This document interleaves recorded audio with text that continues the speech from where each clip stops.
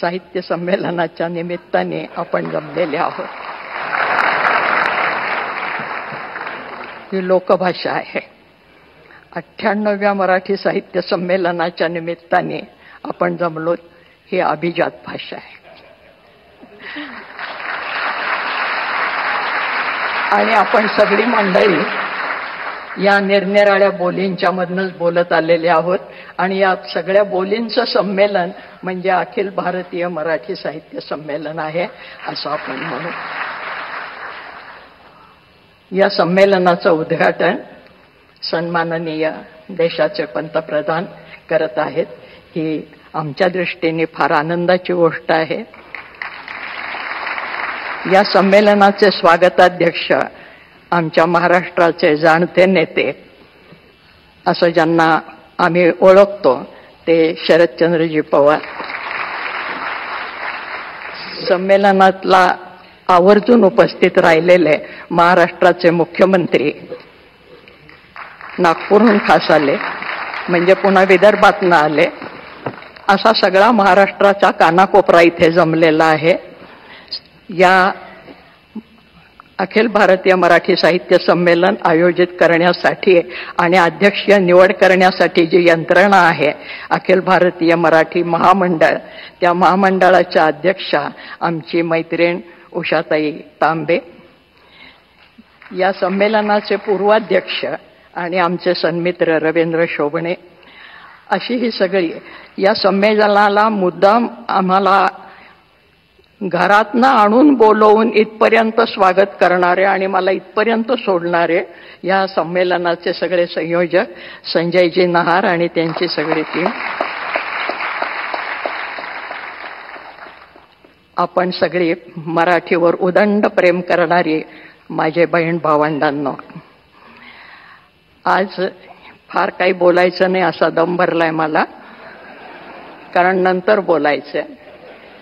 पण आपण आपल्या देशाच्या पंतप्रधानांना ज्या विठ्ठलाची मूर्ती दिली ती विठ्ठल रखुमाईची मूर्ती हे आमचं आराध्य दैवत आहे महाराष्ट्राचं आणि हे आमच्या उदार संस्कृतीचं प्रतीक आहे.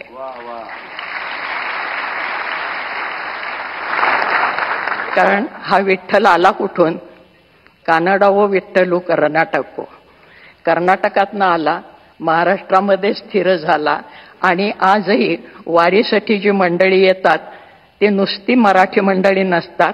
महाराष्ट्र, कर्नाटक, तेलंगणापासून ही सगळी मंडळी विठ्ठलाकडे येत असतात. हा विठ्ठल कसा आहे? मराठी माणसासारखा साधा आहे, कष्टकरी माणसासारखा. कांबळ खांदी वाहन पायी डोईस मुंडासे, श्यामल रंगी सान रूपते साधेपण भासे. आत्ताच आपण मूर्ती पाहिली. गोऱ्या रंगाची त्याला हौस नाही, सावळाच आहे तो. आणि सावळा नुसता नाही, काळा सावळा आहे. महाराष्ट्राला जो रंग आहे त्या रंगाचाही अभिमान आहे. असा हा विठ्ठल, तो सर्वांना सामावून घेणारा. त्याचे भक्त जर तुम्ही पाहिले तर सर्व जाती जमातीचे भक्त त्याच्या पायाशी जाणारे आहेत.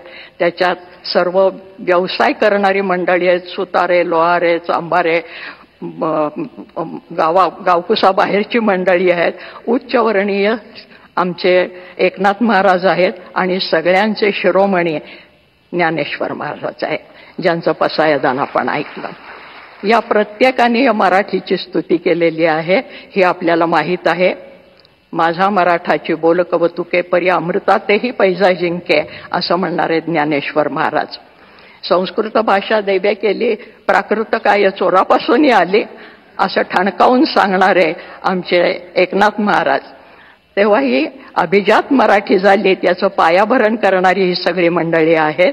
आणि ज्या वेळेला महाराष्ट्रामध्ये शिवाजी महाराजांनी राज्य स्थापन केलं त्याचे विश्लेषण करत असताना महाराष्ट्रामध्ये शिवाजी महाराजांनी राज्य कसं स्थापन केलं त्याचं विश्लेषण आमच्या न्यायमूर्ती महादेव गोविंद रानडे यांनी असं केलेलं आहे की संतांनी शिवाजी महाराजांच्यासाठी भूमी निर्माण केली होती.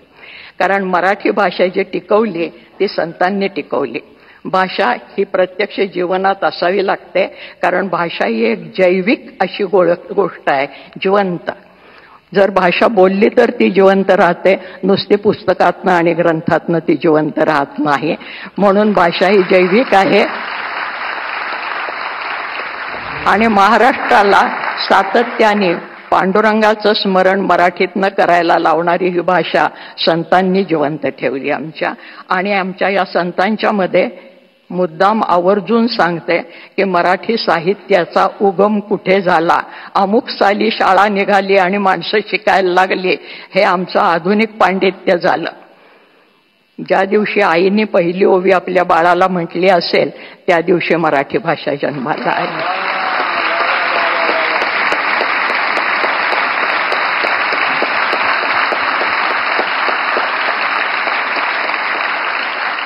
कांदा मुळा भाजी अवघी विठाबाई माझी, लसूण मिरची कोथिंबिरी अवघा झाला माझा हरी, असं म्हणणारा आमचा सावता माळी, त्यांनी ही भाषा जिवंत ठेवलेली आहे.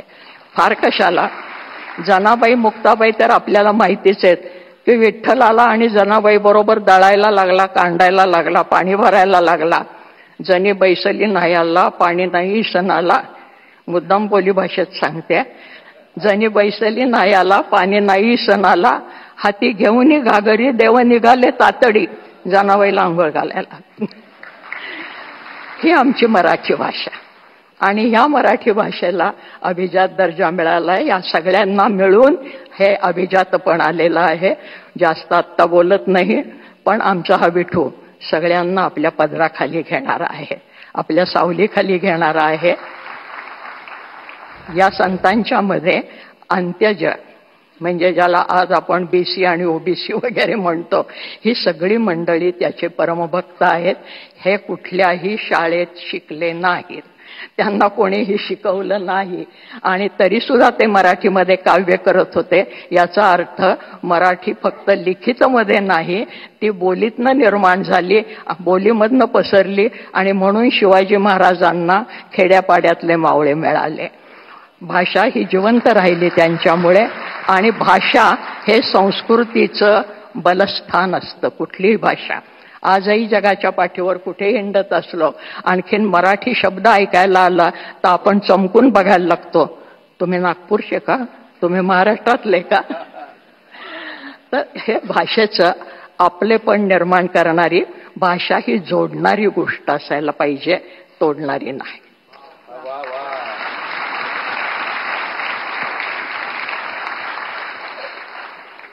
पंतप्रधान महाशय हे महाराष्ट्राचं प्रतीक म्हणून आपल्याला दिलेलं आहे की ही भाषा जोडणारी आहे.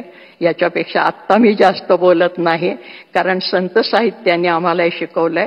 पण अंत्यज स्त्रिया सुद्धा आमच्या बोलत होत्या आणि आज ज्याला आम्ही पुरोगामी म्हणतो आणि कोणी कोणी उपहासाने पुरोगामी म्हणतात, ते पुरोगामी काही म्हणू देत, पण खरोखरच आमचे संत हे पुरोगामी आहेत. त्याची उदाहरणं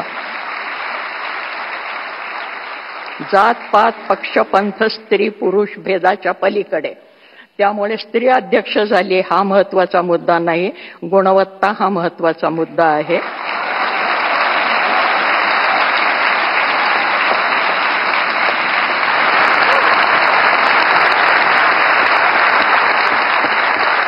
आणि म्हणून दिल्लीचं तख्त राखणारा महाराष्ट्र माझा हा साहित्यातनं जिवंत राहिलेला आहे, कर्तबगारीतनं जिवंत राहिलेला आहे. ज्या ठिकाणी संमेलन होतं आहे त्या ठिकाणी मराठी माणसांनी एकदा छावणी टाकलेली आहे. हा सगळा इतिहास आपल्याला माहिती आहे. या संमेलनाचा 70 वर्षापूर्वी जे लक्ष्मण शास्त्री जोशी अध्यक्ष होते, त्यांना मी गुरुस्थानी मानते. त्यांचा सहवास मला काही काळ लाभला, त्यांच्याबरोबर मी काही काळ काम केलं विश्वकोशामध्ये, याचाही मला अभिमान आहे. त्या काळामध्ये जे काकासाहेब गाडगीळ साहित्य संमेलनाचे स्वागताध्यक्ष होते आणि आज पुन्हा महाराष्ट्राचे शरदचंद्रजी पवार आहेत, तर ते काकासाहेब गाडगिळांच्या नावाने मला नुकताच एक पुरस्कार त्यांच्या नातवानी सांगलीला आणून दिला घरामध्ये, अनंतराव गाडगिळांनी.